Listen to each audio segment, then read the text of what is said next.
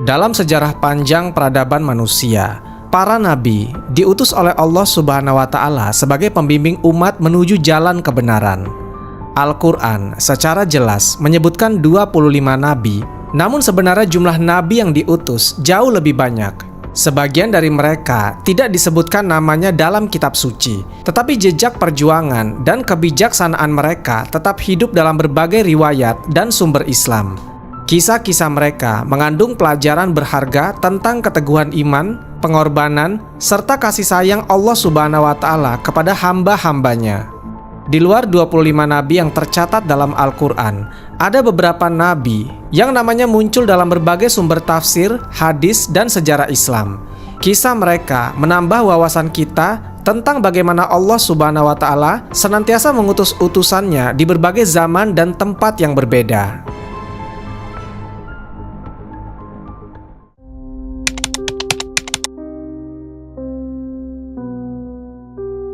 Setelah penciptaan Nabi Adam alaihissalam dan turunnya beliau ke bumi bersama Hawa, kehidupan manusia pun dimulai.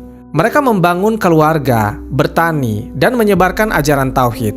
Namun sejarah manusia tidak lepas dari cobaan. Tragedi terbesar pertama dalam kehidupan mereka adalah pembunuhan Habil oleh saudaranya sendiri yaitu Qabil. Pembunuhan itu membawa luka mendalam bagi Nabi Adam alaihissalam dan istrinya Siti Hawa, sekaligus mengguncang keturunan mereka.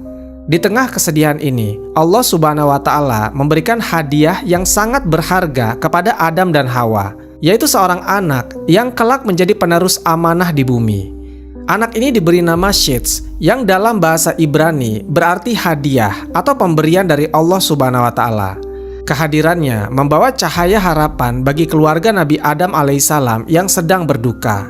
Sejak kecil, Shits tumbuh dalam bimbingan langsung dari ayahnya. Nabi Adam alaihissalam mengajarkan tentang tauhid, kebijaksanaan, serta hukum-hukum Allah Subhanahu wa Ta'ala yang harus ditegakkan di muka bumi.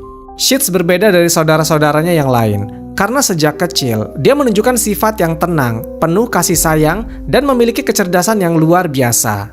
Nabi Adam alaihissalam sangat menyayangi Shits. Dia melihat dalam diri putranya itu tanda-tanda seorang pemimpin yang kelak akan meneruskan tugasnya.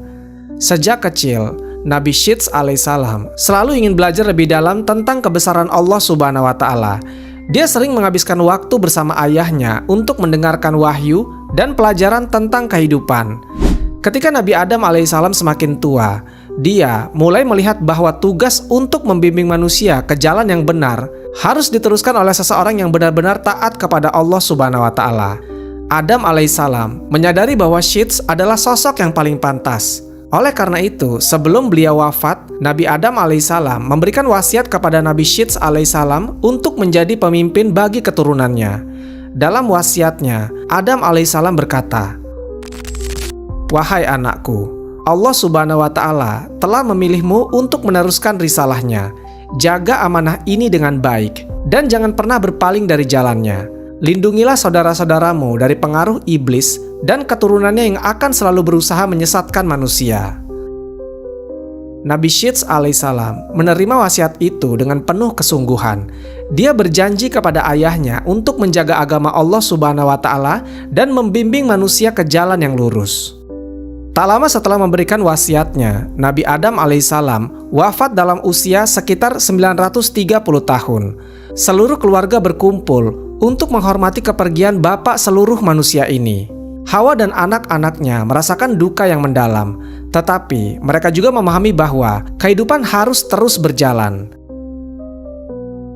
Setelah kepergian Nabi Adam alaihissalam, Nabi Shits alaihissalam mulai memimpin umat manusia dengan penuh kebijaksanaan. Dia mengajarkan hukum-hukum Allah Subhanahu wa Ta'ala yang telah diajarkan oleh ayahnya. Di bawah kepemimpinan Nabi Shits alaihissalam, manusia kembali hidup dalam harmoni. Dia mengajarkan mereka tentang keimanan, ibadah, dan cara hidup yang benar sesuai dengan ajaran Allah Subhanahu wa Ta'ala.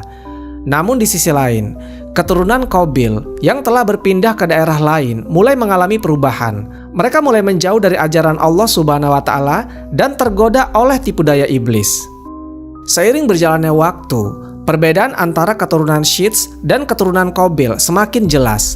keturunan Shits hidup dalam kebaikan, menjunjung tinggi ajaran tauhid, dan menjalankan kehidupan yang penuh kedamaian. Mereka senantiasa beribadah kepada Allah Subhanahu wa Ta'ala dan mengikuti aturan yang telah diajarkan oleh Nabi Adam alaihissalam. Sebaliknya, keturunan Qabil mulai tersesat. Setelah Qabil membunuh saudaranya, dia hidup dalam penyesalan yang dalam, tetapi anak cucunya tidak mengambil pelajaran dari kesalahannya. Mereka mulai tertarik kepada kehidupan duniawi dan perlahan-lahan melupakan ajaran yang benar. Iblis dan bala tentaranya terus berusaha menyesatkan mereka. Mereka mulai mengenal berbagai bentuk kesenangan dunia yang melalaikan, seperti perayaan-perayaan tanpa makna, hura-hura, dan kemaksiatan. Nabi Shits alaihissalam menyadari bahwa semakin lama perbedaan ini menjadi semakin mencolok. Dia memperingatkan kaumnya untuk tidak tergoda oleh pengaruh buruk dari keturunan Qabil. Namun manusia adalah makhluk yang mudah terpengaruh. Beberapa dari keturunannya mulai merasa penasaran dengan kehidupan yang lebih bebas yang dijalani oleh keturunan Qabil. Iblis yang sejak dahulu bersumpah untuk menyesatkan manusia melihat peluang emas ini. Dia ingin menggoda keturunan Nabi Shits alaihissalam agar meninggalkan jalan kebenaran. Maka dia menyusun rencana yang jahat untuk menarik mereka ke dalam kesesatan. Iblis menyamar menjadi manusia dan pergi ke tempat keturunan Qabil. Di sana, dia mengajarkan mereka cara-cara baru untuk bersenang-senang, termasuk membuat bunyi-bunyian yang menyenangkan hati. Mereka pun mulai menciptakan alat-alat yang menghasilkan suara merdu dan menggunakannya dalam pesta-pesta mereka. Perayaan demi perayaan digelar, penuh dengan suara dan tarian yang belum pernah dikenal sebelumnya. Hal ini menarik perhatian beberapa keturunan Shits alaihissalam, terutama mereka yang mulai merasa penasaran dengan cara hidup yang berbeda. Nabi Shits alaihissalam berulang kali memperingatkan kaumnya agar tidak mendekati wilayah keturunan Qabil. Beliau berkata, "Janganlah kalian tertipu oleh kesenangan yang menyesatkan. Mereka telah melupakan Allah Subhanahu wa Ta'ala dan iblis telah menanamkan godaannya di hati mereka." Namun, sebagian kecil dari kaumnya mulai merasa tertarik dan diam-diam mengunjungi wilayah keturunan Qabil. Di sana, mereka mulai terpengaruh oleh budaya yang baru ini. Setelah sekian lama memimpin dengan penuh kebijaksanaan, Nabi Shits alaihissalam mulai menyadari adanya perubahan di antara sebagian keturunannya. Mereka yang dahulu taat dan teguh dalam ajaran tauhid, perlahan-lahan mulai merasa penasaran dengan kehidupan keturunan Qabil. Seperti yang telah diperingatkan oleh Nabi Shits alaihissalam, keturunan Qabil telah lama meninggalkan ajaran Allah Subhanahu wa Ta'ala. Mereka tidak lagi mematuhi aturan yang diwariskan oleh Nabi Adam alaihissalam. Kehidupan mereka penuh dengan kemewahan, kesenangan duniawi, dan yang paling berbahaya, mereka mulai menciptakan hal-hal baru yang belum pernah ada sebelumnya. Salah satu perubahan terbesar yang terjadi adalah munculnya musik pertama di dunia. Musik ini awalnya digunakan dalam perayaan dan hiburan mereka, tetapi lambat laun menjadi alat yang membuat mereka semakin jauh dari ajaran Allah Subhanahu wa Ta'ala. Iblis yang sejak dahulu bersumpah untuk menyesatkan manusia, melihat bahwa manusia memiliki kelemahan dalam hal kesenangan. Dia menyadari bahwa manusia cenderung mencari sesuatu yang dapat menyenangkan hati mereka, terutama melalui suara. Dengan licik, Iblis mengajarkan beberapa orang dari keturunan Qabil cara menciptakan alat-alat yang bisa menghasilkan bunyi yang merdu. Alat ini dibuat dari bahan-bahan yang sederhana, seperti kayu, batu, dan kulit hewan. Mereka mulai membuat tabuhan gendang dan alat petik yang menghasilkan suara berirama. Saat pertama kali bunyi-bunyian ini dimainkan, orang-orang keturunan Qabil merasa terhibur. Mereka merasakan sesuatu yang baru. Musik memberikan kegembiraan, meringankan beban pikiran, dan membuat mereka lupa akan kesedihan. Tidak butuh waktu yang lama, musik menjadi bagian dari kehidupan mereka. Namun bukan hanya musik yang berkembang di antara mereka. Seiring dengan kemunculan musik, mereka juga mulai mengadakan perayaan-perayaan besar yang dipenuhi dengan tarian, nyanyian, dan pesta-pesta hingga larut malam. Mereka mulai melupakan ibadah dan semakin tenggelam dalam kesenangan duniawi.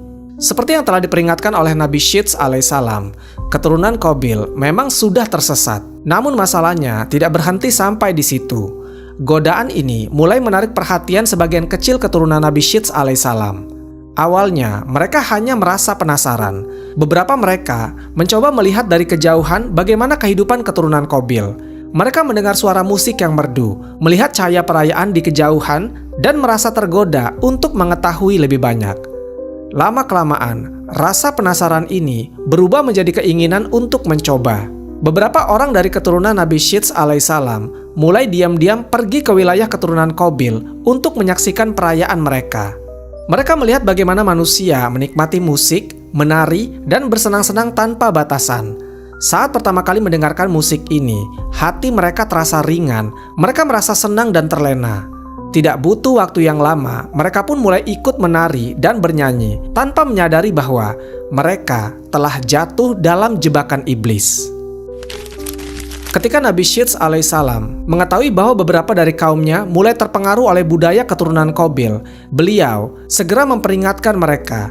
Beliau mengumpulkan kaumnya dan berkata, "Wahai anak-anakku, kalian telah diberikan petunjuk oleh Allah Subhanahu wa Ta'ala. Janganlah kalian tertipu oleh kesenangan sesaat. Ketahuilah bahwa dunia ini hanyalah ujian.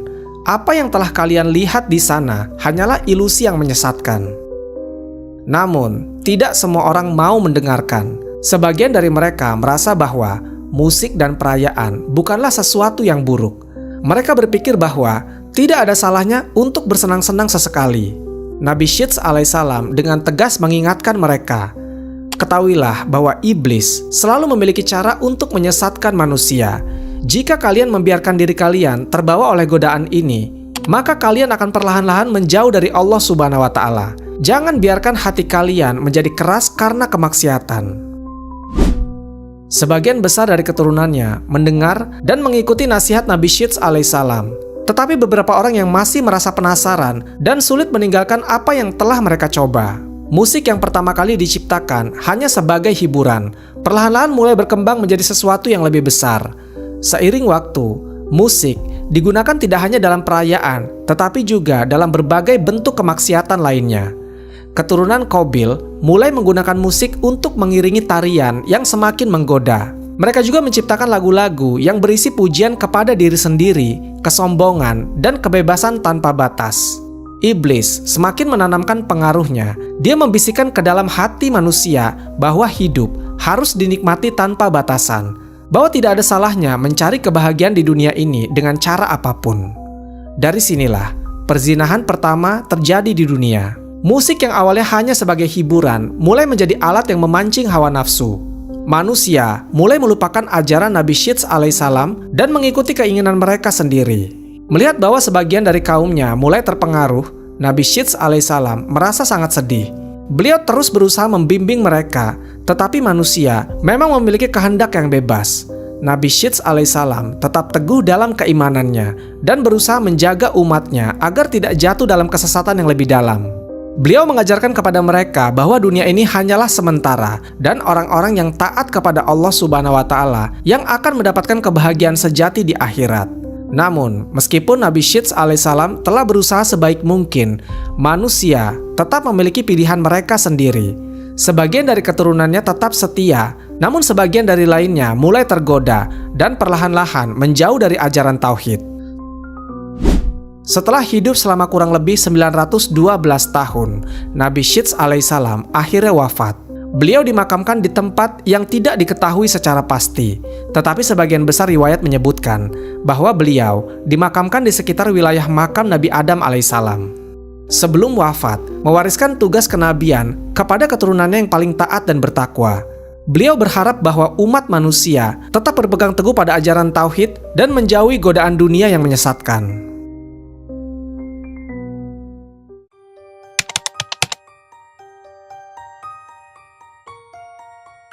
Dalam sejarah para nabi, ada satu sosok yang seringkali kurang dikenal dibandingkan dengan para nabi lainnya, tetapi memiliki peran besar dalam sejarah Bani Israel. Dialah Nabi Yusha bin Nun, seorang hamba Allah Subhanahu wa Ta'ala yang taat, pemimpin yang gagah berani, dan penerus perjuangan Nabi Musa alaihissalam dalam membawa umatnya menuju tanah yang dijanjikan. Yusha bin Nun berasal dari Bani Israel, salah satu keturunan Nabi Yakub alaihissalam.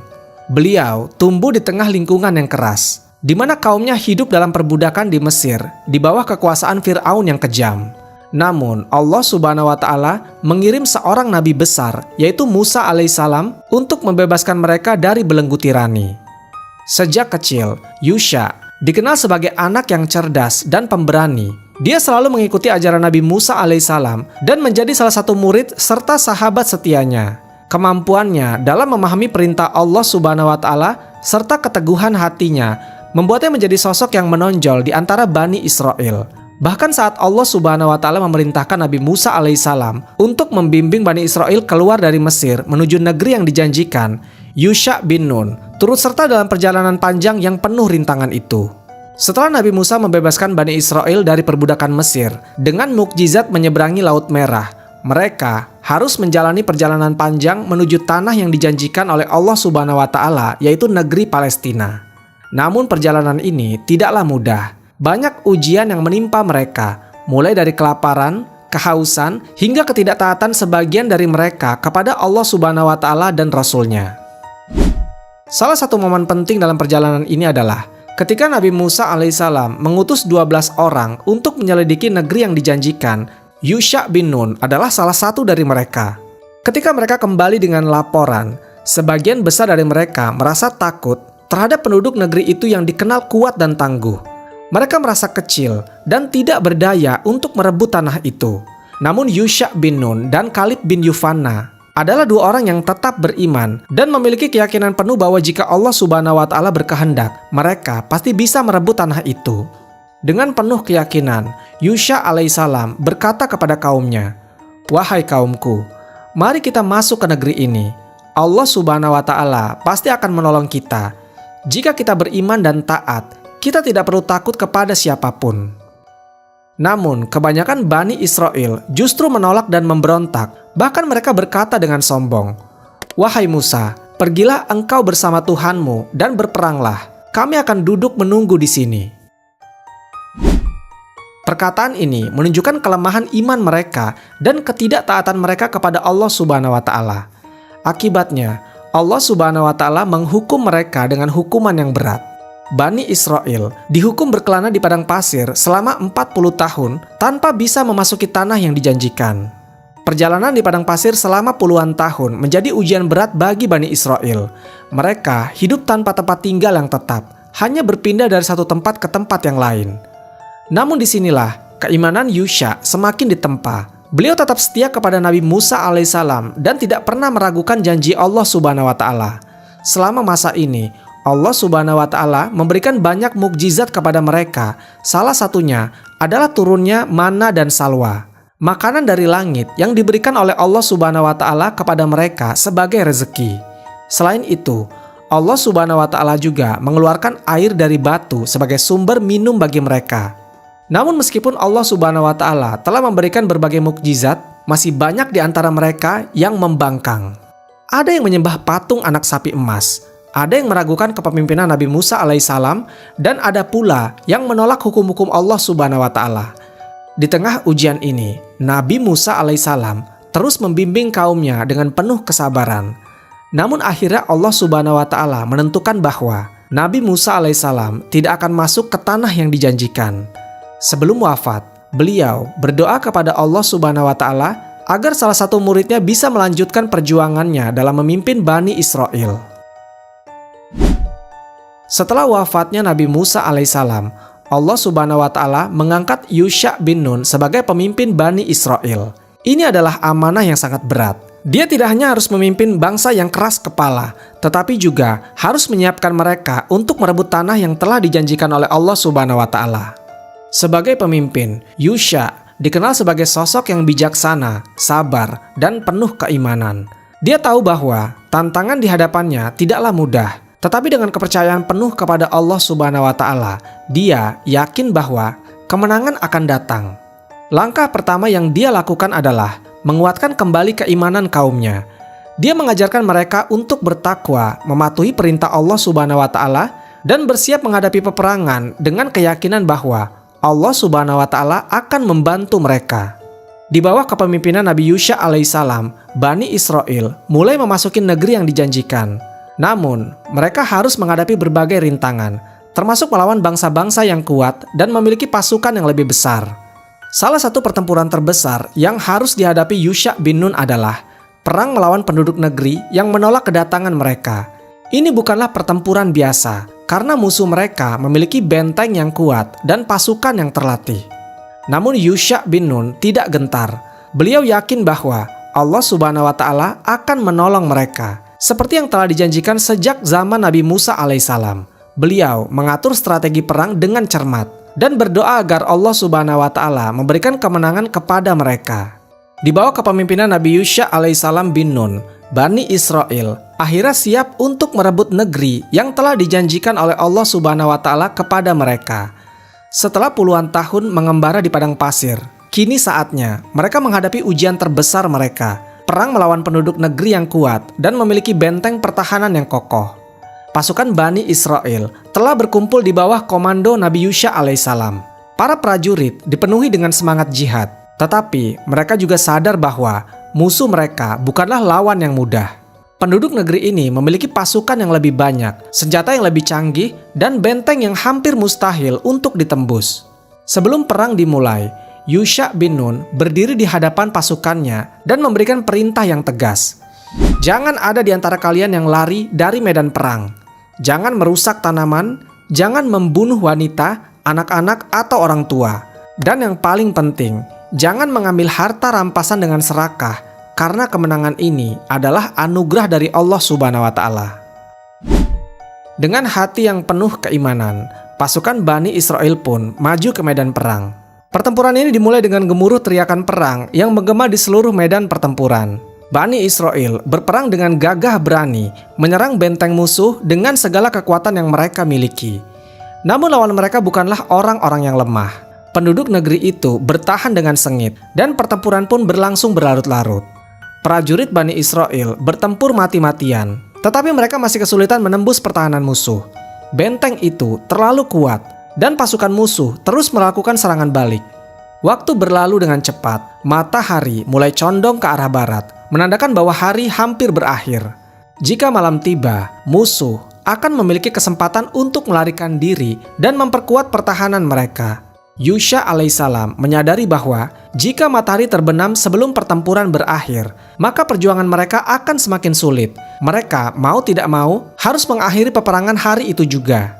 Dengan penuh keyakinan, Yusha alaihissalam mengangkat kedua tangannya ke langit dan berdoa kepada Allah Subhanahu wa Ta'ala. Wahai Tuhanku, tahanlah matahari ini. Jangan biarkan ia tenggelam sampai kami meraih kemenangan. Saat itu juga keajaiban terjadi. Matahari yang seharusnya sudah hampir tenggelam berhenti di langit. Waktu seolah terhenti.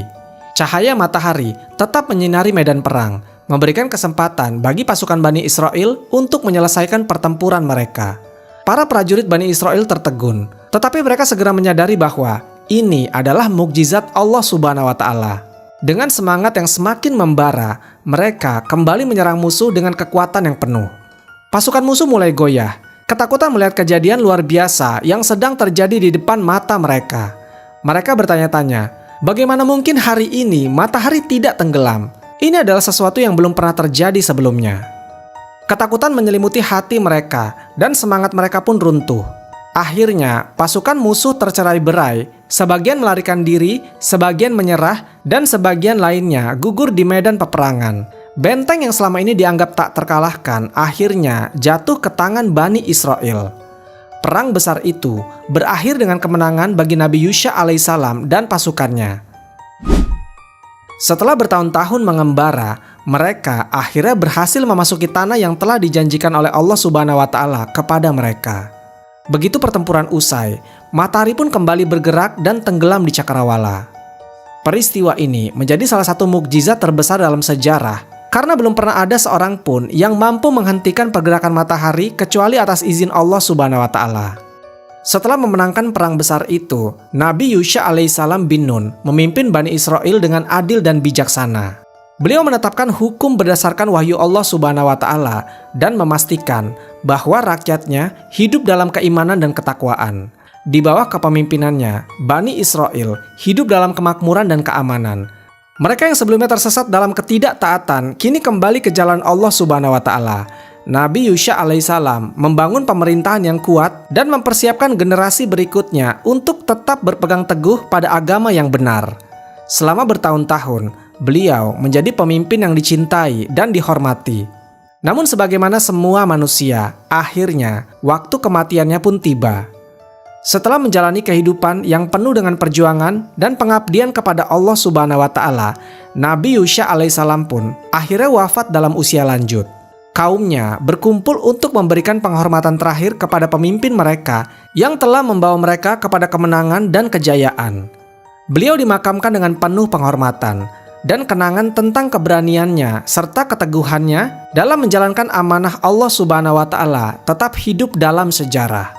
Setelah wafatnya Nabi Yusha alaihissalam, Bani Israel sempat hidup dalam ketaatan, namun seiring berjalannya waktu, mereka kembali menghadapi berbagai cobaan dan ujian.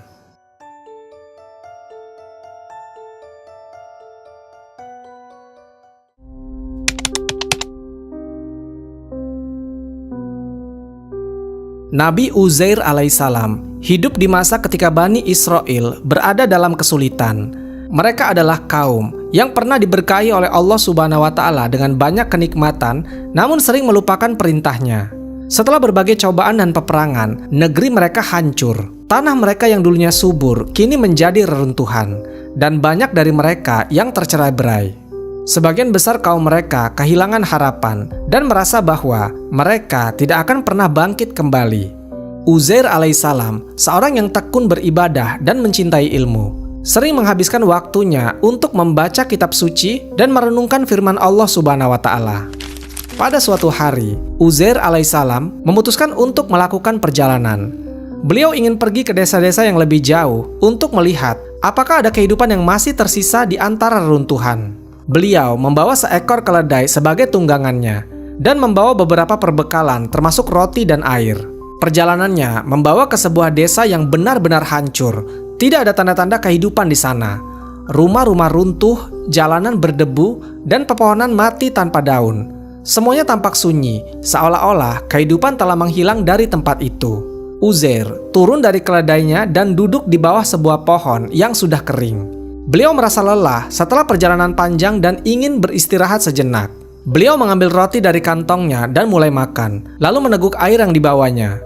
Matanya menatap ke sekeliling, memperhatikan sisa-sisa kehidupan yang telah lama lenyap. Kemudian di dalam pikirannya terlintas pertanyaan yang lebih dalam. Bagaimana Allah Subhanahu wa Ta'ala bisa menghidupkan kembali tempat ini setelah kehancurannya? Beliau tidak mengucapkannya sebagai sebuah keraguan, tetapi sebagai sebuah renungan. Saat beliau sudah mulai kantuk, tiba-tiba sesuatu yang luar biasa terjadi. Sesuatu yang bahkan tidak pernah terbayangkan olehnya. Uzair merasakan tubuhnya menjadi berat, seolah-olah dia tenggelam dalam tidur yang dalam. Perlahan-lahan, kesadarannya menghilang dan tidak lagi merasakan dunia di sekelilingnya. Tidak ada suara, tidak ada angin, hanya keheningan yang dalam. Hari berganti menjadi malam, lalu malam menjadi siang. Tetapi waktu tidak berjalan seperti biasanya. Tanpa disadari, Uzair alaihissalam telah memasuki sebuah fase yang di luar nalar manusia. Sesuatu yang tidak biasa sedang terjadi, tetapi dia sendiri tidak menyadarinya. Keledainya yang berada di dekatnya juga diam, tidak bergerak, semua seakan-akan membeku dalam waktu yang tidak terhitung.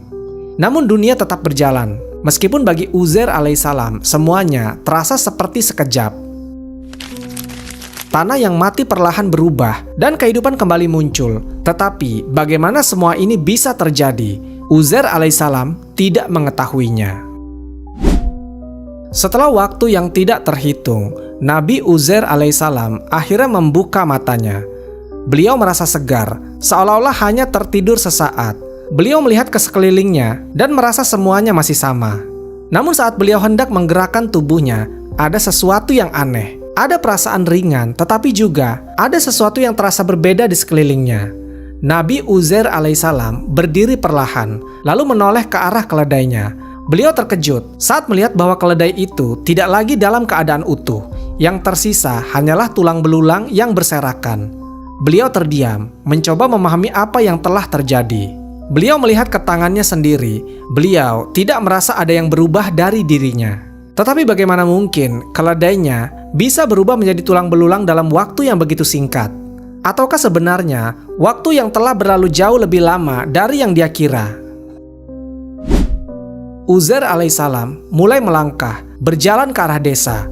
Namun saat beliau memasuki tempat itu, beliau menyadari sesuatu yang mengejutkan. Desa yang dulunya hancur, kini telah hidup kembali. Rumah-rumah telah berdiri kembali, pepohonan hijau tumbuh, dan orang-orang beraktivitas seperti biasanya. Beliau mengerutkan dahi, merasa bingung, bagaimana mungkin ini bisa terjadi?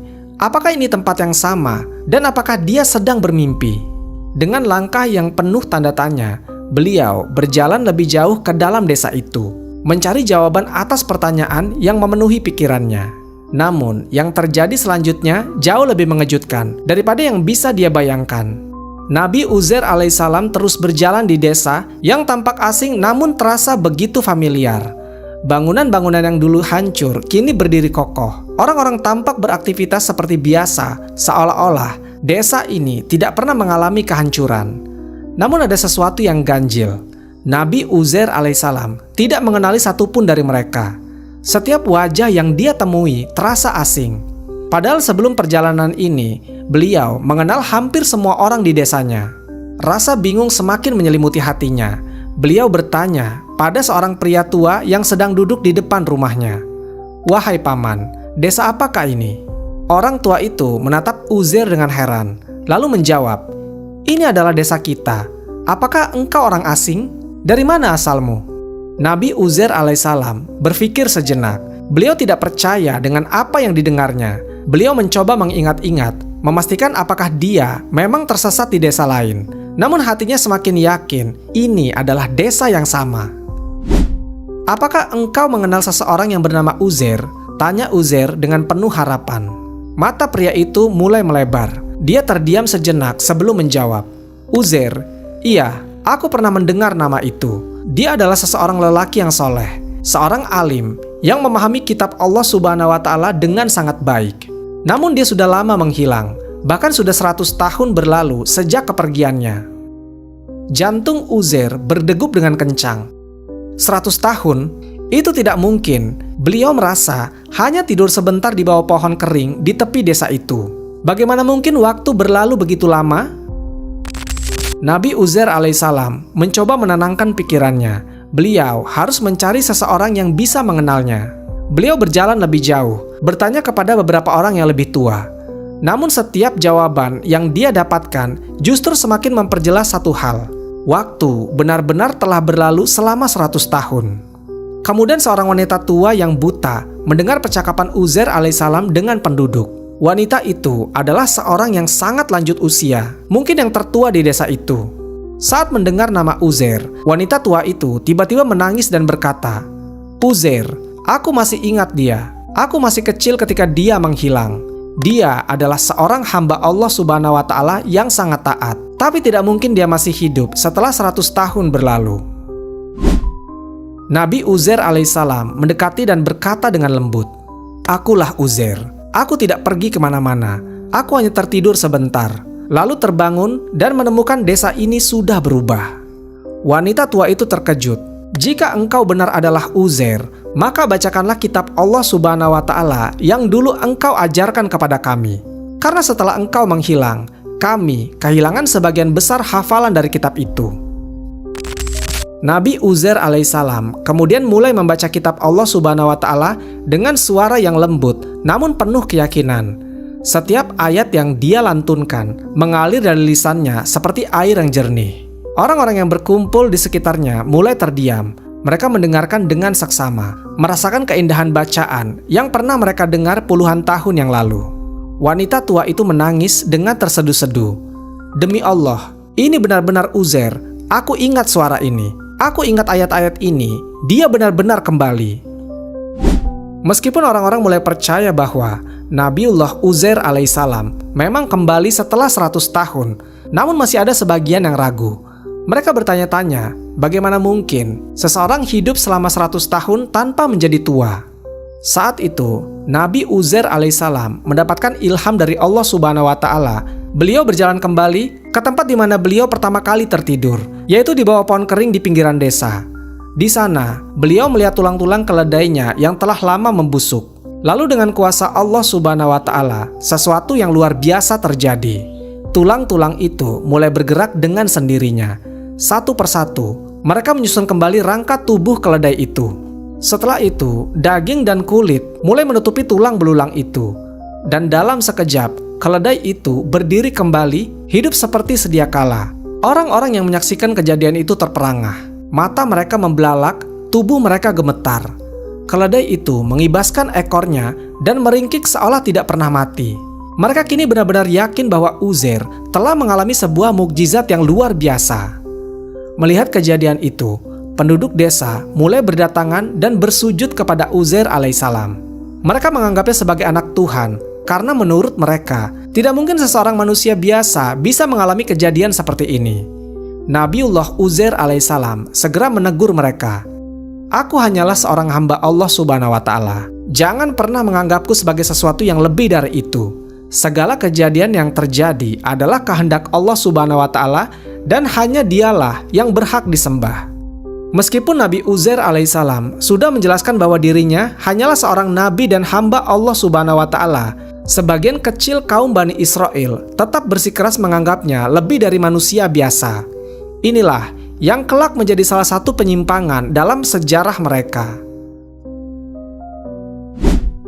Peristiwa yang dialami Nabiullah Uzair alaihissalam bukan sekedar kisah yang luar biasa, tetapi sebuah bukti nyata bahwa Allah subhanahu wa ta'ala berkuasa atas segala sesuatu.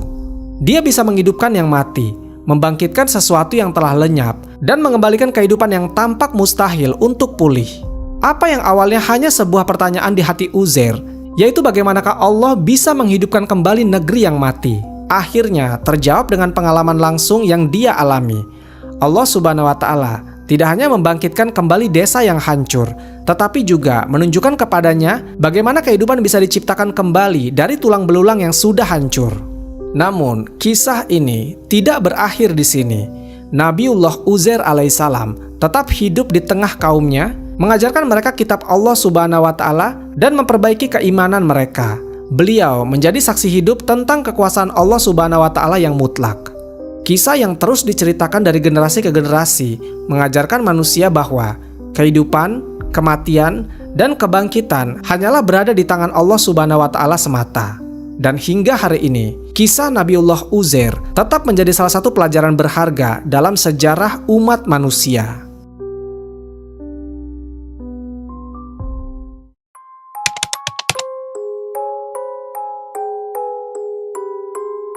Nabi Hanzalah alaihissalam adalah salah satu nabi yang hidup di zaman Raja Zulkarnain.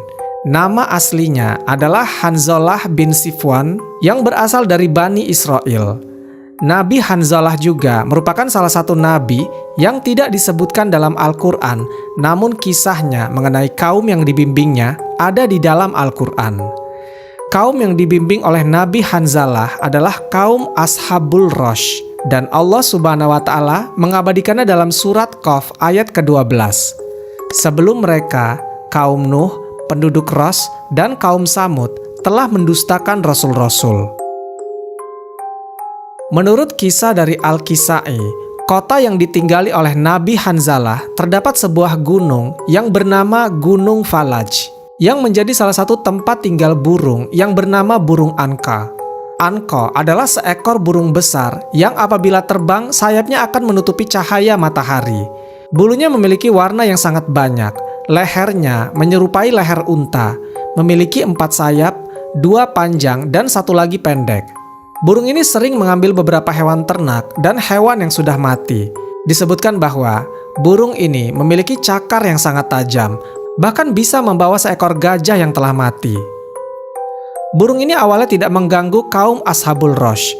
Sampai suatu saat, burung ini mulai memangsa dengan lepas kendali. Burung ini mulai memangsa anak-anak dari kaum Ashabul Rosh, sehingga kaum ini mengadu kepada Nabi Hanzalah. Nabi Hanzalah alaihissalam pun berdoa kepada Allah subhanahu wa ta'ala.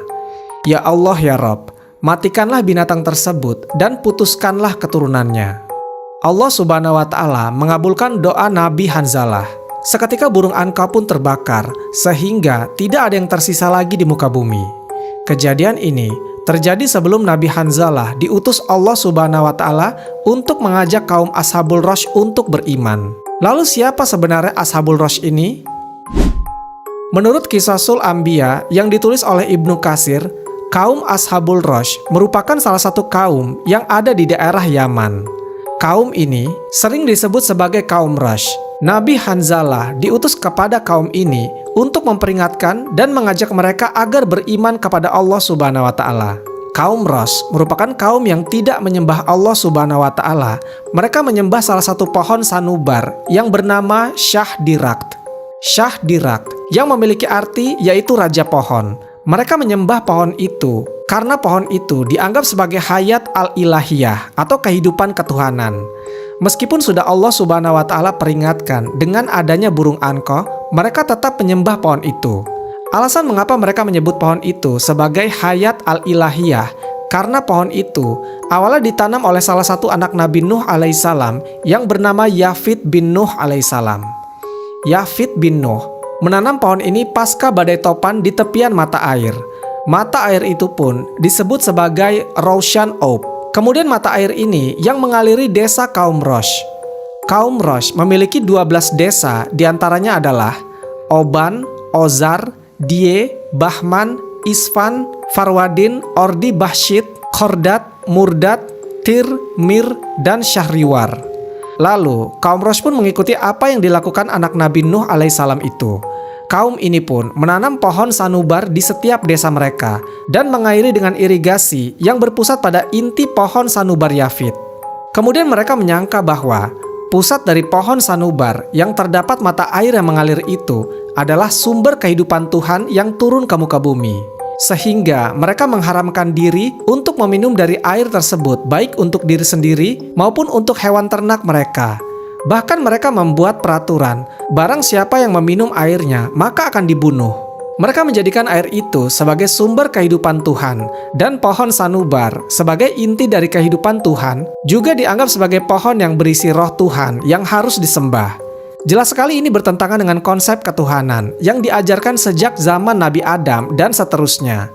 Kaum Rosh sering mengadakan acara sehari dalam 1 bulan yang dijadikan sebagai hari besar untuk membuat persembahan di setiap desa-desa mereka. Pada hari besar itu, mereka akan membawa beberapa hewan ternak untuk disembelih di dekat pohon sanubar. Mereka menyembelih hewan itu untuk dijadikan tanda bahwa Tuhan butuh salah satu pengorbanan agar setiap doa dan harapan mereka dikabulkan. Setelah mereka menyembelih, mereka pun membakarnya. Ketika asap pembakaran dari hewan kurban tersebut naik ke atas, mereka pun mulai bersujud ke pohon, menangis, dan mengadakan doa serta permohonan. Saat kaum Rosh berada di puncak hari besarnya yang bernama Isfan, dan setelah kekafiran mereka berlangsung sangat lama, Allah Subhanahu wa Ta'ala mengutus Nabi Hanzalah untuk mengajak kaum ini beriman kepada Allah Subhanahu wa Ta'ala dan meninggalkan kesyirikan yang telah mereka perbuat. Nabi Hanzalah memulai dakwahnya kepada kaum Rosh. Namun apa yang terjadi? Kaum Rosh malah menentang ajakan Nabi Hanzalah yang mengajak untuk beriman kepada Allah Subhanahu wa Ta'ala. Mereka pun menyebut Nabi Hanzalah seseorang yang menyesatkan sekaligus kafir.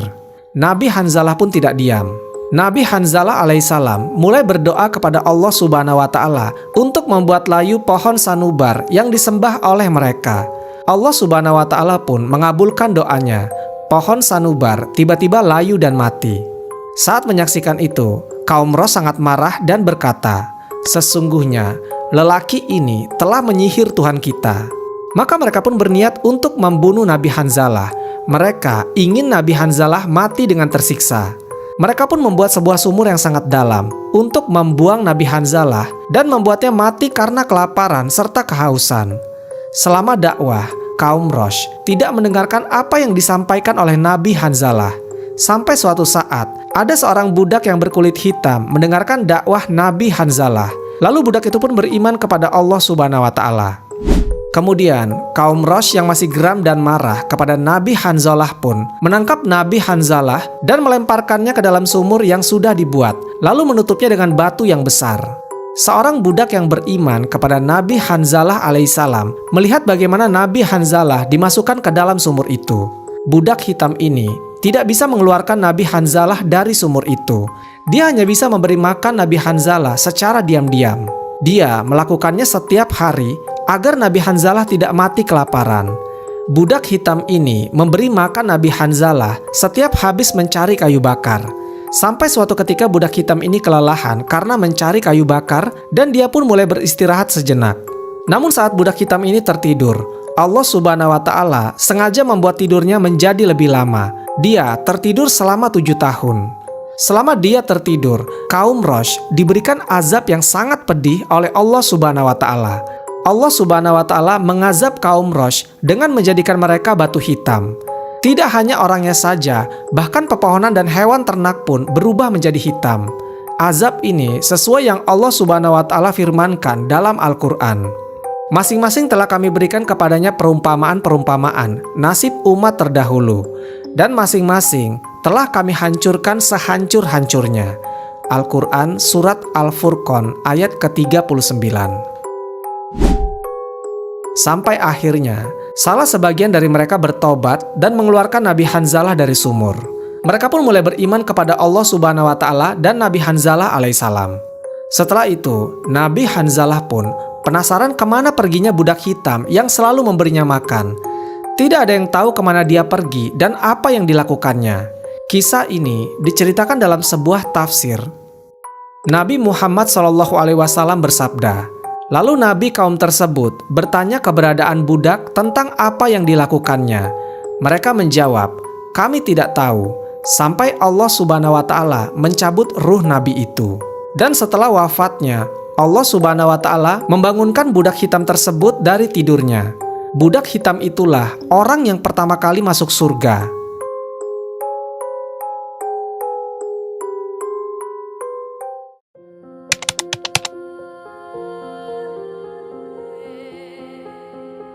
Pada zaman dahulu, ada seorang raja zalim penyembah berhala bernama Darian. Seluruh rakyatnya diperintahkan untuk menyembah patung-patung miliknya. Rakyat yang tidak patuh akan dilemparkan ke dalam api yang besar. Sudah banyak rakyat yang menjadi korban kekejamannya. Allah Subhanahu wa Ta'ala kemudian mengutus utusannya pada negeri tempat raja zalim ini. Nabi yang diutus Allah Subhanahu wa Ta'ala adalah Jirjis bin Kultin. Beliau diutus untuk menghancurkan angkara murka yang dilakukan oleh Darian. Suatu ketika, Nabi Jirjis alaihissalam bertemu dengan Darian. Nabi Jirjis alaihissalam berkata dengan tenang, "Mengapa kamu tunduk menyembah berhala yang tidak dapat mendengar, melihat, dan tidak dapat memberi kekayaan kepadamu?" Darian menjawab, "Sesungguhnya harta dan tahta kerajaan serta seluruh nikmat kemegahan ini kuperoleh sejak aku menyembah berhala-berhala itu. Dan aku tidak melihat kesenangan pada dirimu sebagai hasil penyembahanmu kepada Tuhan yang engkau agung-agungkan itu." Nabi Jirjis alaihissalam pun membalas, "Sesungguhnya segala kenikmatan dan kesenangan duniawi akan sirna, sedangkan nikmat akhirat yang Allah Subhanahu wa Ta'ala anugerahkan padaku akan selamanya." Setelah itu, mereka berdua berdebat makin sengit. Karena makin terdesak, emosi Darian pun bangkit. Saking murkanya kepada Nabi Jirjis alaihissalam, Darian memerintahkan pengawalnya untuk menyiksa beliau. Utusan Allah Subhanahu wa Ta'ala tersebut kemudian disiram dengan air mendidih yang dicampur dedaunan sehingga kulitnya melepuh. Daging beliau kemudian diiris-iris sehingga tulangnya terlihat. Nabi Jirjis akhirnya pun wafat. Namun dengan kekuasaan Allah Subhanahu wa Ta'ala, Nabi Jirjis alaihissalam bangkit kembali dengan rupa yang lebih menawan dibandingkan sebelumnya. Melihat kejadian aneh ini, Raja Darian kemudian memerintahkan pengawalnya untuk membawa 6 pasak besi. 2 kaki Nabi Jirjis diikat dan direntangkan, lalu ke-6 pasak tersebut ditancapkan pada tubuh beliau. Nabi Jirjis alaihissalam pun wafat kembali dengan mengenaskan. Namun Allah Subhanahu wa Ta'ala kemudian mengutus malaikat Jibril untuk mencabut pasak tersebut. Nabi Jirjis hidup kembali. "Wahai yang zalim, katakanlah, tidak ada Tuhan selain Allah," teriak Nabi Jirjis alaihissalam pada Darian. Darian semakin murka. Dia memerintahkan pengawalnya untuk melemparkan Nabi Jirjis alaihissalam ke belanga yang besar dengan air yang mendidih. Nabi Jirjis alaihissalam direbus dalam belanga tersebut. Lagi dan lagi Nabi Jirjis alaihissalam wafat. Namun dengan izin Allah Subhanahu wa Ta'ala, beliau hidup kembali. Sang Raja Zalim Darian kemudian terus-menerus menyiksa Nabi Jirjis alaihissalam dengan siksaan yang beragam hingga 70 kali. Bahkan menurut sebagian kitab yang lain disebutkan bahwa itu 100 kali. Namun setiap kali beliau wafat, beliau dihidupkan kembali oleh Allah Subhanahu wa Ta'ala. Setelah kewalahan dan kehabisan akal, Raja Darian mulai merayu Nabi Jirjis alaihissalam. "Wahai Jirjis, jika engkau menaatiku, aku akan menaatimu. Sembahlah berhalaku sekali saja, dan aku akan menyembah Tuhanmu. Bagaimana menurutmu?" Nabi Jirjis alaihissalam lama tidak menyahut. Sampai-sampai ada seseorang lelaki yang menyangka bahwa Nabi Jirjis akan menerima tawaran itu. Raja Darian menyambung, "Aku telah berkali-kali menyiksamu dengan berbagai siksaan. Sekarang marilah ke rumahku untuk menghilangkan kelelahanmu malam ini." Nabi Jirjis alaihissalam kemudian mengikuti Darian menuju rumahnya. Namun bukan untuk menerima tawaran tadi, melainkan untuk mencari cara mengislamkan raja zalim tersebut. Di rumah Darian, Nabi Jirjis alaihissalam semalaman suntuk menunaikan sholat dan membaca kitab Zabur. Bacaannya malam itu meresap ke hati sang permaisuri. Istri Darian itu menangis, kemudian secara diam-diam menyatakan masuk Islam. Pada pagi harinya, Darian sekali lagi menyuruh Nabi Jirjis alaihissalam untuk sujud pada berhalanya. Namun beliau menolak dengan keras. Akhirnya, beliau dibawa ke sebuah gubuk milik seorang nenek yang pikun yang tinggal bersama putranya yang buta, tuli, dan bisu. Di gubuk itulah beliau dipenjara tanpa diberi makan dan minum. Suatu hari, ketika merasa lapar, Nabi Jirjis alaihissalam berdoa kepada Allah Subhanahu wa Ta'ala.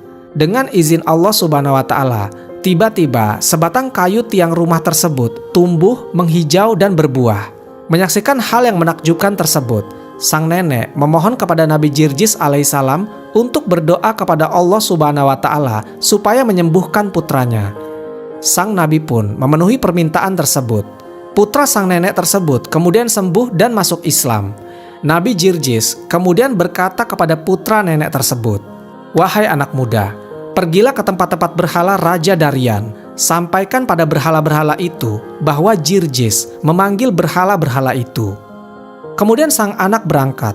Setelah sampai, dia menyampaikan undangan Nabi Jirjis alaihissalam pada 70 berhala tersebut. Dengan izin Allah Subhanahu wa Ta'ala, patung-patung itu pun mencabut dirinya dari tempatnya dan berjalan menuju tempat Nabi Jirjis alaihissalam. Setelah patung-patung itu tiba di halaman rumah, Nabi Jirjis alaihissalam memberi isyarat kepada bumi dengan menjejakkan kakinya. Bumi kemudian terbelah menelan semua berhala Darian. Sang permaisuri yang menyaksikan kejadian luar biasa tersebut kemudian tampil di panggung istana dan berkata, "Wahai penduduk negeriku, sayangilah jiwa kalian. Segeralah kalian masuk Islam. Percayalah, Jirjis adalah seorang nabi yang diutus Tuhan untuk kita." Sang raja menjadi murka dan menatap istrinya. Kemudian Darian berkata, "Sungguh, sejak 70 tahun aku menyaksikan banyak sekali mukjizat atau keajaiban, tapi aku tidak pernah masuk Islam, hanya karena melihat satu mukjizat saja."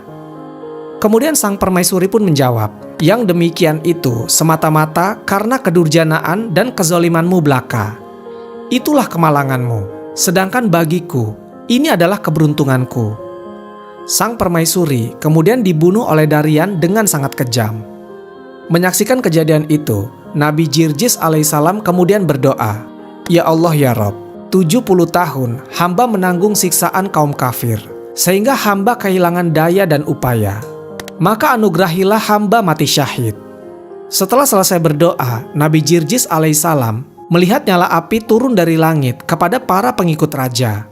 Bersamaan dengan itu, orang-orang kafir itu mengangkat pedang kemudian membunuh beliau. Namun, tak lama kemudian mereka pun, termasuk Darian, mati ditelan api.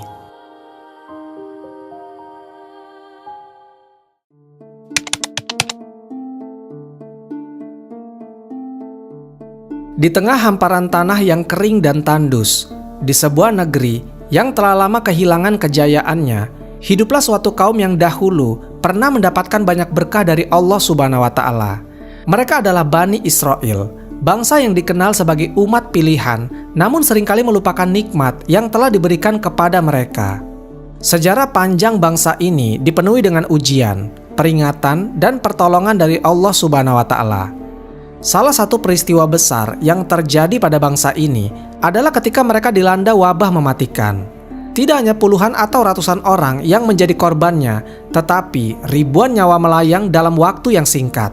Bangsa yang sebelumnya berjaya kini menjadi bayang-bayang ketakutan, dihantui oleh kematian yang datang tanpa peringatan. Dalam kisah ini, ada seorang nabi yang diutus oleh Allah Subhanahu wa Ta'ala untuk membimbing mereka. Seorang hamba pilihan yang memiliki keyakinan yang teguh terhadap kekuasaannya. Dialah Nabi Hizkil alaihissalam atau Haskial, seorang nabi yang dikenal memiliki doa yang mustajab dan keyakinan yang tak tergoyahkan. Dia menjadi saksi atas kehancuran umatnya, namun juga menjadi perantara mukjizat besar yang mengguncang keimanan banyak orang. Kisah ini bermula ketika Bani Israel hidup dalam ketidakpatuhan kepada Allah Subhanahu wa Ta'ala. Mereka seringkali mengabaikan perintahnya meskipun banyak nabi telah diutus untuk memberi mereka petunjuk. Dalam sejarah panjang mereka, Bani Israel selalu mengalami pasang surut keimanan. Kadang mereka taat, namun lebih sering mereka kembali kepada kesombongan dan kelalaian. Hingga akhirnya azab pun datang. Sebuah wabah mematikan menyebar dengan cepat di tengah mereka. Awalnya hanya beberapa orang yang jatuh sakit, tetapi dalam hitungan hari jumlah korban semakin bertambah. Orang-orang mulai jatuh satu persatu, tubuh mereka melemah, dan dalam hitungan jam mereka meregang nyawa. Penyakit ini tidak pandang bulu. Orang tua, pemuda, perempuan, hingga anak-anak tidak ada yang bisa menghindar. Mereka yang sehat tiba-tiba tersungkur lemas, lalu kehilangan nyawa tanpa bisa diselamatkan. Kota-kota yang tadinya ramai dengan kehidupan dalam sekejap berubah menjadi sunyi. Hanya diisi oleh jeritan kesedihan dan tangisan keluarga yang kehilangan orang-orang tercinta. Ketakutan menyelimuti negeri itu. Orang-orang yang masih hidup mencoba melarikan diri, berharap bisa menyelamatkan diri dari kutukan yang seakan tidak terbendung. Namun, kemanapun mereka pergi, kematian tetap mengikuti. Mereka yang berusaha mencari perlindungan di desa-desa lain pun akhirnya menemui nasib yang sama.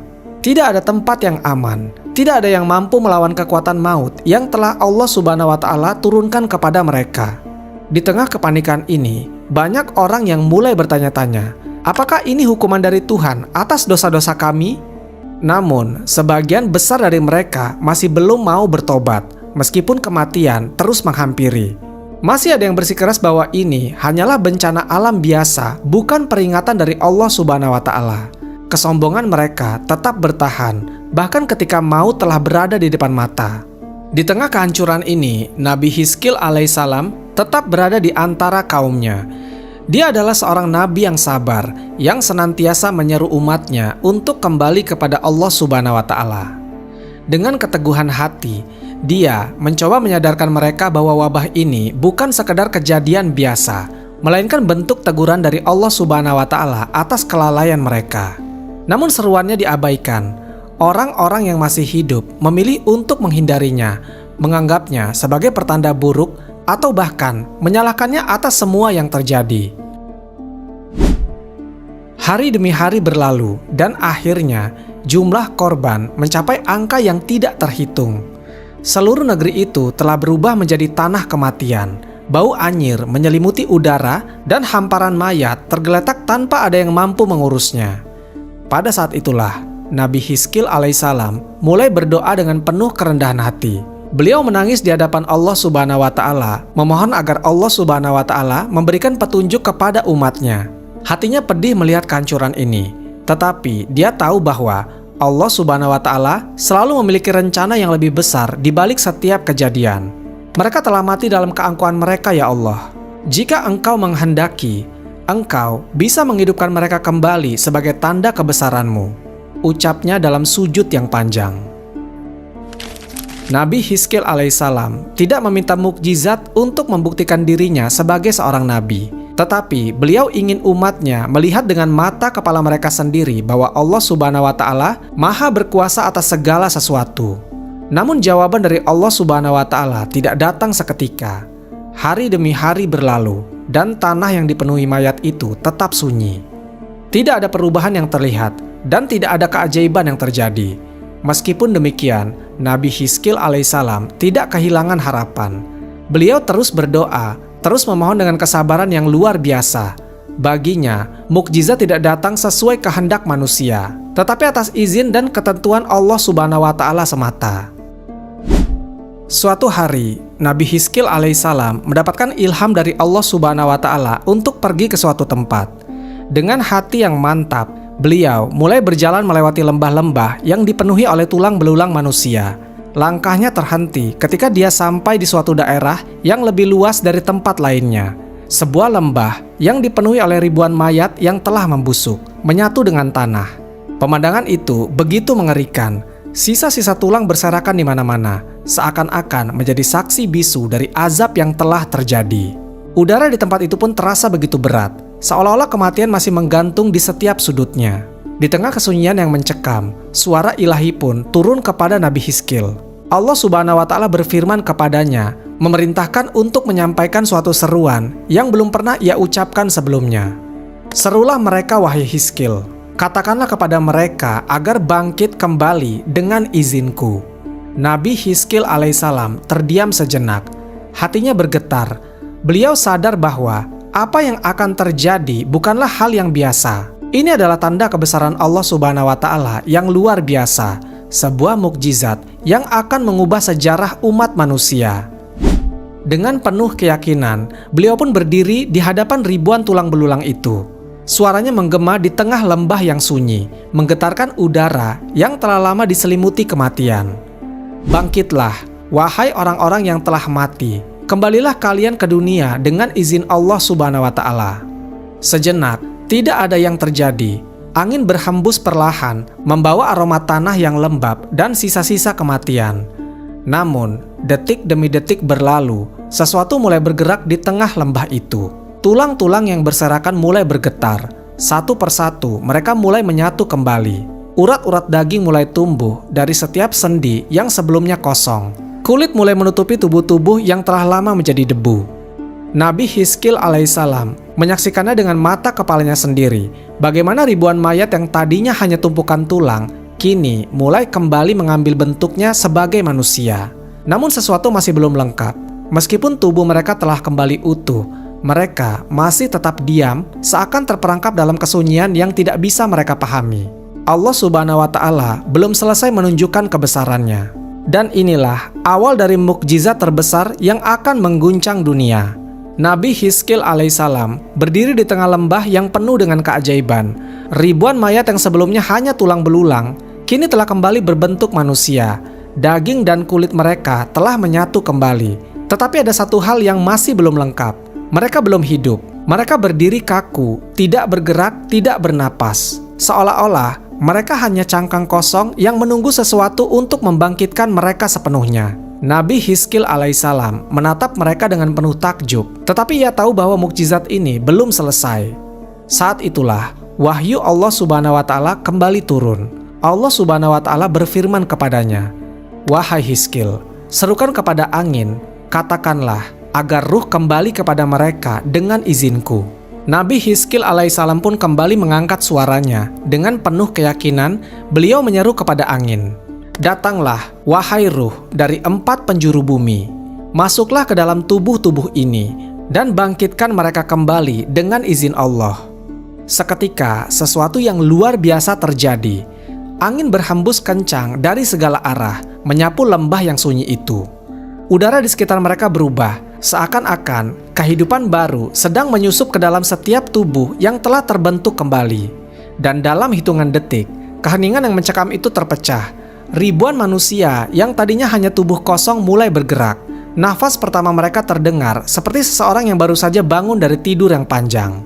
Mata mereka terbuka satu persatu, menatap ke sekeliling dengan kebingungan yang luar biasa. Tangan mereka gemetar. Tubuh mereka merasakan kembali sensasi yang telah lama hilang. Mereka saling memandang, menyadari bahwa mereka bukan lagi sekedar tulang belulang yang mati, tetapi telah kembali menjadi manusia yang hidup dan bernyawa. Tangisan pun pecah. Sebagian dari mereka jatuh berlutut, menangis tanpa bisa memahami apa yang telah terjadi. Mereka mengingat saat-saat terakhir mereka sebelum kematian, merasakan sakitnya wabah yang merenggut nyawa mereka. Lalu tiba-tiba menemukan diri mereka kembali berdiri di dunia ini. Sebagian lainnya meraba tubuh mereka sendiri, memastikan bahwa ini bukan mimpi. Mereka menatap tangan mereka, meraba wajah mereka, dan menyadari bahwa mereka telah hidup kembali. Namun, ada satu perasaan yang mendominasi mereka, yaitu ketakutan. Apa yang telah terjadi pada kita? Seseorang di antara mereka bertanya dengan suara bergetar, "Apakah ini hari kiamat?" Yang lain berseru, matanya liar mencari jawaban. Mereka mulai saling berbicara, mencoba mengingat apa yang terjadi sebelum mereka mati. Namun satu hal yang pasti, mereka menyadari bahwa kematian telah mereka alami dan kini mereka kembali. Nabi Hizkil alaihissalam berdiri di tengah mereka, menatap mereka dengan penuh kasih sayang. Beliau tahu bahwa ini bukan hanya tentang menghidupkan kembali tubuh mereka, tetapi juga tentang membangunkan hati dan keimanan mereka yang telah lama mati. "Wahai kaumku," katanya dengan suara tenang namun berwibawa, "apakah kalian belum melihat kebesaran Allah Subhanahu wa Ta'ala? Kalian telah mati dan kini kalian hidup kembali dengan izinnya. Apakah masih ada keraguan dalam hati kalian tentang kekuasaannya?" Mendengar hal itu, banyak dari mereka yang langsung bersujud, menangis, dan memohon ampun kepada Allah Subhanahu wa Ta'ala. Mereka menyadari bahwa apa yang terjadi bukanlah kebetulan, tetapi sebuah mukjizat yang nyata, sebuah tanda dari Tuhan yang selama ini mereka lalaikan. Namun, tidak semua orang menerima kenyataan ini dengan mudah. Di antara mereka yang hidup kembali, ada yang mulai mempertanyakan apa yang telah terjadi. "Aku tidak mengerti," kata seorang pemuda dengan wajah yang bingung. "Kita telah mati, seharusnya kita tidak mungkin kembali." Yang lain mengangguk. "Apakah ini benar-benar kehendak Allah? Atau apakah ini hanya mimpi?" Meskipun telah menyaksikan keajaiban dengan mata kepala mereka sendiri, sebagian dari mereka masih merasa ragu. Hati mereka dipenuhi dengan kebingungan. Apakah mereka benar-benar diberi kesempatan kedua, atau ini hanyalah ilusi? Nabi Hizkil alaihissalam memahami ketakutan mereka. Beliau tidak marah kepada mereka karena beliau tahu bahwa keimanan bukan sesuatu yang bisa dipaksakan. Beliau lalu berkata, "Apakah kalian meragukan kekuasaan Allah Subhanahu wa Ta'ala setelah apa yang baru saja kalian alami? Bukankah kalian yang dahulu mengingkarinya? Dan bukankah kalian yang berpaling dari ajarannya? Dan sekarang kalian telah diberikan kesempatan kedua. Kalian telah melihat sendiri bagaimana Allah Subhanahu wa Ta'ala menghidupkan kembali yang telah mati. Tidakkah kalian mau kembali kepadanya?" Suasana menjadi hening. Kata-kata Nabi Hizkil mengguncang hati mereka. Sebagian dari mereka menangis dan bersujud, menyadari betapa besarnya kasih sayang Allah Subhanahu wa Ta'ala yang telah memberikan mereka kesempatan untuk bertobat. Namun, sebagian lain masih merasa takut dan ragu, seolah-olah mereka belum siap menerima kenyataan bahwa Allah Subhanahu wa Ta'ala benar-benar memiliki kekuasaan mutlak atas kehidupan dan kematian. Nabi Hizkil alaihissalam lalu mengangkat tangannya, berdoa kepada Allah Subhanahu wa Ta'ala agar hati kaumnya dilembutkan dan agar mereka benar-benar memahami bahwa ini adalah tanda kebesarannya, bukan sekedar kejadian yang tidak dapat dijelaskan. Setelah beberapa saat, mereka akhirnya mulai menerima kenyataan. Mereka sadar bahwa mereka telah mati dan kini hidup kembali sebagai tanda kekuasaan Allah Subhanahu wa Ta'ala. Namun pertanyaan baru mulai muncul. Apa yang harus mereka lakukan sekarang? Mereka telah meninggalkan negeri mereka dalam keadaan yang hancur. Mereka pergi dalam ketakutan karena wabah yang mengerikan. Tetapi sekarang, mereka telah diberikan kehidupan kedua. Nabi Hizkil alaihissalam berkata kepada mereka, "Kembalilah ke negeri kalian. Perbaikilah apa yang telah kalian rusak. Kembalilah kepada Allah Subhanahu wa Ta'ala dan jangan ulangi dosa-dosa kalian yang dulu." Dengan hati yang penuh harapan, mereka pun berjalan kembali ke negeri mereka. Namun ketika mereka tiba, mereka mendapati kota mereka dalam keadaan hancur. Rumah-rumah telah runtuh, ladang-ladang telah mati, dan hanya sedikit orang yang tersisa. Tetapi mereka tidak menyerah. Mereka mulai membangun kembali kehidupan mereka. Mereka memperbaiki rumah mereka, menanam kembali ladang-ladang mereka, dan yang paling penting, mereka mulai kembali kepada Allah Subhanahu wa Ta'ala. Sejak hari itu, mereka menjadi umat yang lebih taat. Mereka mengingat kejadian luar biasa yang mereka alami, dan mereka mengajarkan kepada generasi berikutnya agar tidak mengulangi kesalahan yang sama.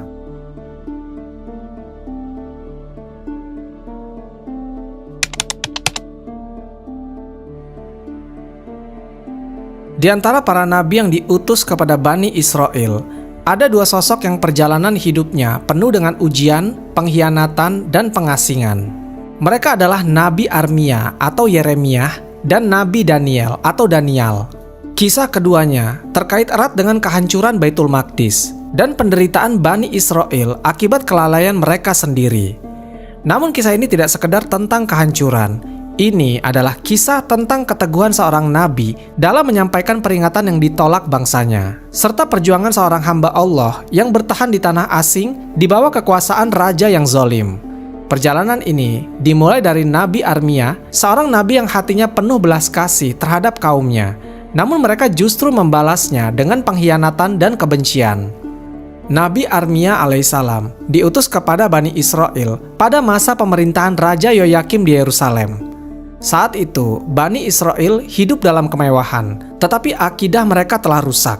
Mereka meninggalkan ajaran tauhid dan mulai menyembah berhala. Para pemuka agama justru mendukung penyimpangan ini demi kepentingan duniawi mereka. Di tengah penyimpangan tersebut, Allah Subhanahu wa Ta'ala mengutus Armia untuk memperingatkan kaumnya. Dengan penuh keberanian, beliau menyeru mereka agar kembali kepada jalan yang benar dan meninggalkan kezaliman.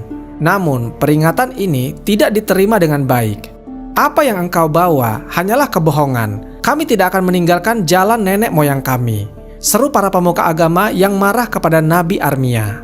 Mereka melihat bahwa Nabi Armia sebagai ancaman bagi kekuasaan mereka. Bukan hanya rakyat yang menolaknya, tetapi juga Raja Yoyakim yang lebih memilih hidup dalam kemewahan daripada mendengarkan seorang nabi yang berbicara tentang tobat dan kehancuran yang akan datang. Meskipun Nabi Armia terus menyeru, hatinya dipenuhi kegelisahan. Beliau tahu bahwa jika Bani Israel tidak berubah, kehancuran pasti akan menimpa mereka. Allah Subhanahu wa Ta'ala telah memberinya wahyu tentang kedatangan pasukan Babilonia yang akan menghancurkan Yerusalem dan membawa Bani Israel ke dalam tawanan. Namun semakin keras beliau memperingatkan, semakin keras pula penolakan yang akan diterimanya. Para pemuka agama dan pejabat istana menyebarkan fitnah, menuduh Armia sebagai perusak tatanan masyarakat. Puncak penolakan dari Bani Israel terjadi ketika Nabi Armia alaihissalam menyampaikan peringatannya di hadapan rakyat Yerusalem. Dengan suara lantang, beliau berkata, Yerusalem akan dihancurkan, Baitul Maqdis tidak akan tersisa jika kalian semua tidak mau bertobat. Allah Subhanahu wa Ta'ala akan mengirim Nebukadnezar, Raja Babilonia, untuk menawan kalian semua. Ucapan ini membuat Raja Yoyakim murka. Beliau menganggap pernyataan itu sebagai pengkhianatan. Para penasihat kerajaan segera mendesak sang raja agar Nabi Armia dihukum mati. Bunuhlah dia membawa pertanda buruk bagi kita, seru para penasihat. Namun, beberapa orang masih merasa gentar untuk membunuh seorang Nabi Allah. Maka mereka memutuskannya untuk memenjarakannya di sebuah sumur yang kering dan dalam, tanpa diberi makanan dan minuman. Di dalam kegelapan sumur itu, Nabi Armia hanya bisa berdoa kepada Allah Subhanahu wa Ta'ala. Namun Allah Subhanahu wa Ta'ala selalu memiliki cara untuk menyelamatkan hambanya yang setia. Seorang pejabat istana bernama Ebed Melek yang diam-diam masih beriman mengatur rencana penyelamatan. Dengan tali dan kain, Ebed menurunkan pertolongan ke dalam sumur dan mengangkat Nabi Armia keluar dari sana. Tetapi bahkan setelah selamat, penderitaannya belum berakhir. Raja Yoyakim tetap menganggapnya sebagai ancaman. Akhirnya, Nabi Armia diasingkan, dikawal oleh prajurit ke tempat terpencil agar suaranya tidak lagi didengar oleh rakyat Yerusalem.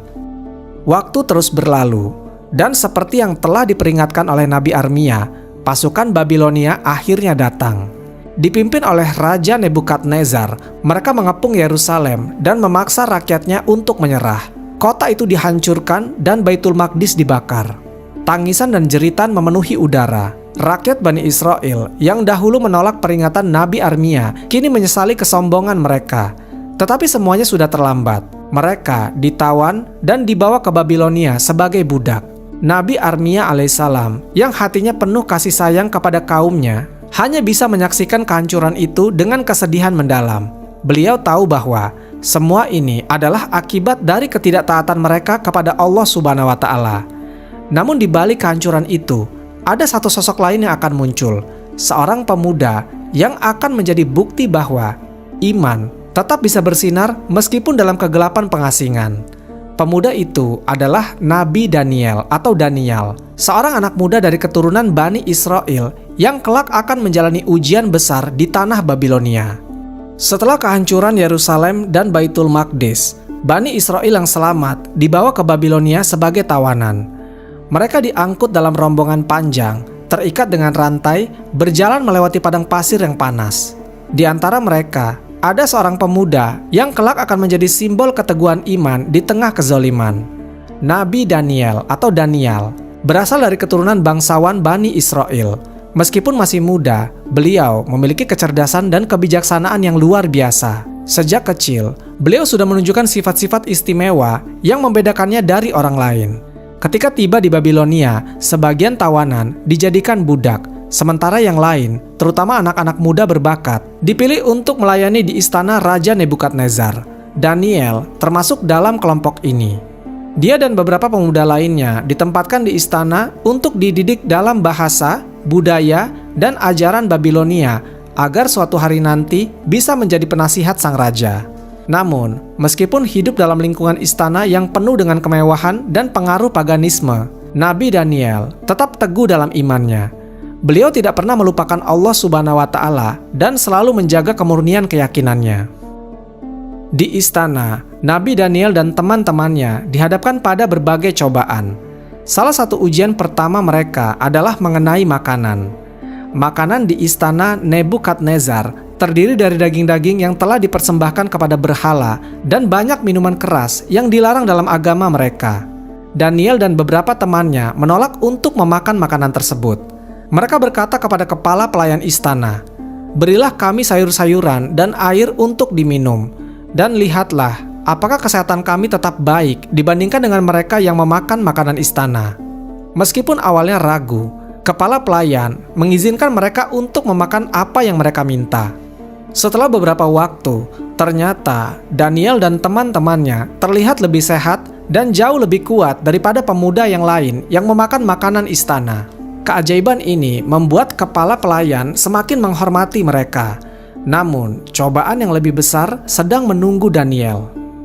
Raja Nebukadnezar adalah seorang penguasa yang ambisius, tetapi juga pemarah. Suatu malam, dia mengalami mimpi yang sangat mengganggunya. Dia merasa bahwa mimpi itu memiliki makna yang penting, tetapi tidak seorang pun di istananya yang mampu menafsirkannya. Nebukadnezar memanggil semua ahli nujum dan penafsir mimpi di kerajaannya. Namun, dia memberikan tantangan yang mustahil. "Aku tidak akan memberitahukan mimpiku. Jika kalian benar-benar mampu menafsirkan mimpi, katakanlah apa yang aku impikan semalam, kemudian tafsirkanlah." Para penasihat istana terkejut dan berkata, "Wahai raja, tidak ada manusia di bumi ini yang bisa mengetahui mimpi seseorang kecuali dia sendiri. Berilah kami petunjuk tentang mimpimu, maka kami akan menafsirkannya." Namun, Nebukadnezar marah dan mengancam akan membunuh semua penasihatnya jika tidak ada yang mampu menjawab. Ketika kabar ini sampai kepada Daniel, dia segera berdoa kepada Allah Subhanahu wa Ta'ala. Dia meminta pertolongan agar diberikan pemahaman tentang mimpi sang raja. Malam itu, Allah Subhanahu wa Ta'ala mengabulkan doanya. Nabi Daniel mendapatkan wahyu tentang isi mimpi Nebukadnezar beserta tafsirnya. Keesokan harinya, dia menghadap raja dan berkata, "Wahai raja, Allah Subhanahu wa Ta'ala yang Maha Esa telah memberitahuku tentang mimpi yang engkau alami." Daniel kemudian menjelaskan bahwa dalam mimpi itu, Nebukadnezar melihat sebuah patung besar dengan kepala emas, dada dan lengannya dari perak, perut dan pahanya dari tembaga, kakinya dari besi, dan sebagian dari tanah liat. Kemudian, sebuah batu besar menghantam patung itu dan menghancurkannya menjadi debu. Sementara batu itu sendiri menjadi gunung yang besar dan memenuhi seluruh bumi. Daniel menafsirkan bahwa patung itu melambangkan kerajaan-kerajaan yang akan muncul setelah Babilonia. Kepala emas melambangkan Babilonia, tetapi kerajaan itu akan runtuh digantikan oleh kerajaan yang lebih lemah, yang dilambangkan dengan perak, kemudian tembaga, dan seterusnya. Batu besar yang menghancurkan patung itu melambangkan kerajaan Allah Subhanahu wa Ta'ala yang bertahan selamanya. Mendengar tafsir ini, Nebukadnezar terkejut dan kagum. Dia menyadari bahwa tidak ada yang bisa mengetahui mimpi dan maknanya kecuali seseorang yang benar-benar mendapat wahyu dari Tuhan. Sebagai penghargaan, Daniel diangkat menjadi penasihat utama sang raja dan diberikan kedudukan tinggi di kerajaan Babilonia.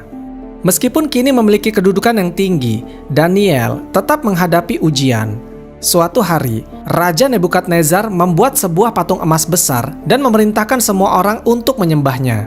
Namun Daniel dan teman-temannya menolak. Mereka hanya bersujud kepada Allah Subhanahu wa Ta'ala dan tidak akan tunduk kepada berhala buatan manusia.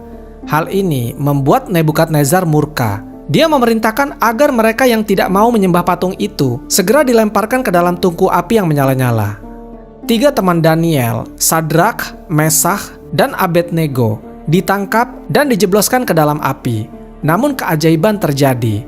Mereka tidak terbakar sedikit pun. Bahkan, ada sosok misterius yang tampak berada di dalam api bersama mereka, melindungi mereka dari panas yang membakar. Melihat keajaiban ini, Nebukadnezar takjub dan mengakui kebesaran Tuhan yang disembah oleh Daniel dan teman-temannya. Dia pun mencabut perintahnya dan memberikan mereka kebebasan untuk beribadah sesuai keyakinan mereka.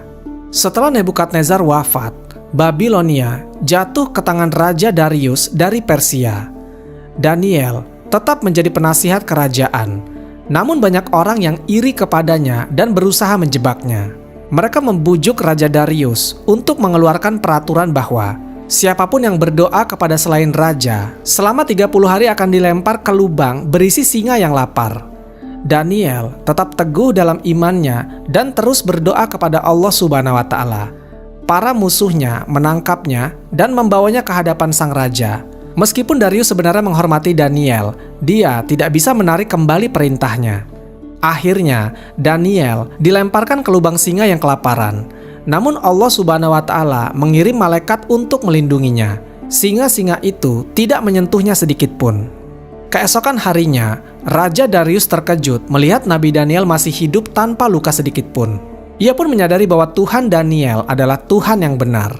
Ia kemudian mengeluarkan perintah baru agar semua orang menghormati Allah Subhanahu wa Ta'ala.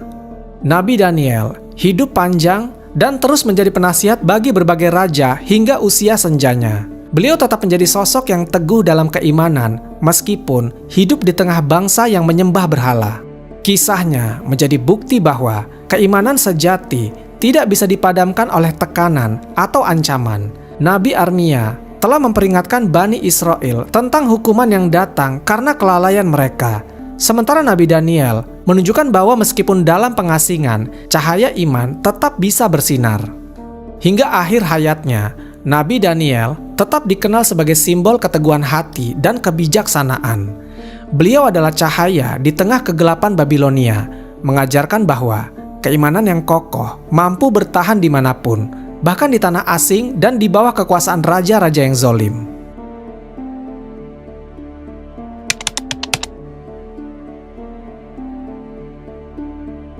Ketika pasukan Muslim yang dipimpin oleh Abu Musa al-Asy'ari radhiyallahu anhu berhasil menaklukkan kota Tustar, mereka menemukan sesuatu yang mengejutkan. Penduduk setempat memberitahu mereka tentang keberadaan sebuah jasad yang masih utuh di dalam sebuah peti yang terbuat dari kayu atau batu. Jasad di dalam peti ini terletak di dalam sebuah rumah ibadah. Penduduk kota Tustar sangat menghormati jasad tersebut dan sering memohon berkah darinya. Mereka bahkan menjadikannya sebagai wasilah atau perantara dalam meminta hujan saat musim kemarau. Jika terjadi kekeringan, mereka akan mengeluarkan jasad tersebut dan meletakkannya di tempat terbuka, berharap hujan akan turun.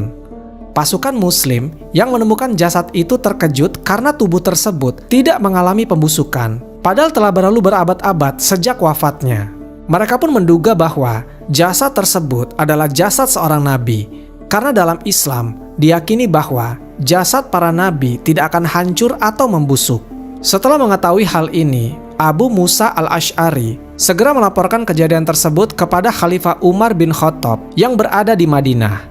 Khalifah Umar yang dikenal dengan kebijaksanaannya kemudian memberikan perintah agar jasad itu segera dikuburkan di tempat yang tidak diketahui oleh penduduk, agar mereka tidak lagi menjadikannya sebagai perantara dalam meminta hujan atau berkah. Menindaklanjuti perintah tersebut, para sahabat menggali kuburan yang dalam di waktu tengah malam. Setelah itu, mereka menguburkan jasad Nabi Daniel di tempat yang dirahasiakan. agar tidak ada yang bisa menemukannya dan kembali melakukan praktik penyembahan atau pemujaan terhadap jasad tersebut. Diriwayatkan bahwa sebelum menguburkan jasad tersebut, para sahabat mengenali sebuah cincin yang berada di tangannya. Cincin itu diyakini sebagai cincin Nabi Daniel yang konon memiliki ukiran sosok manusia diapit oleh 2 singa, yang mungkin merujuk pada kisah beliau saat selamat dari gua singa dalam riwayat hidupnya. Dan demikianlah kisah mereka berakhir. Para nabi yang namanya tak banyak dikenal, tetapi jejaknya tetap berarti. Mereka membawa cahaya bagi umatnya, menyampaikan pesan-pesan kebaikan, dan menuntun ke jalan yang benar. Dari kisah mereka, kita belajar bahwa hidayah bisa datang dari mana saja, dan kebijaksanaan tidak selalu berasal dari yang paling terkenal. Yang terpenting bukanlah seberapa banyak orang mengingat nama kita, tetapi seberapa besar kebaikan yang kita tinggalkan. Sebab kebaikan sekecil apapun akan selalu menemukan jalannya untuk menerangi dunia. Wallahu a'lam bishawab. Semoga kisah ini bermanfaat. Lebih dan kurangnya mohon dimaafkan. Yang benar datangnya dari Allah Subhanahu wa Ta'ala. Khilaf atau keliru itu datangnya dari saya pribadi sebagai manusia biasa. Sampai ketemu di kisah-kisah seru yang penuh makna selanjutnya. Saya akhiri. Wassalamualaikum warahmatullahi wabarakatuh.